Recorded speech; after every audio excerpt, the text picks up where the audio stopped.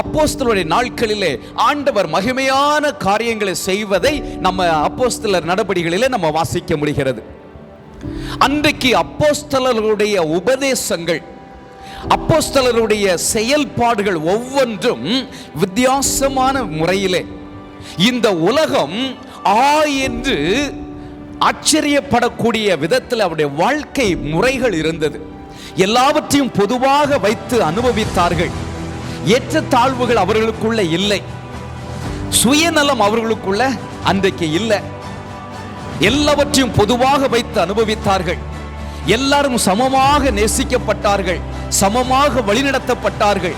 ஏற்ற தாழ்வு என்பது அன்றைக்கு கிறிஸ்தவர்களுக்குள்ள இல்லை. அது மாத்திரமல்ல, எல்லாரும் வீடுகள் தோறும் கூடி கூடி கூடி 2 காரியங்களை செய்தார்கள். ஜெபம் பண்ணாங்க, ஆண்டவரை ஆராதித்தாங்க, ஐக்கியப்பட்டார்கள்.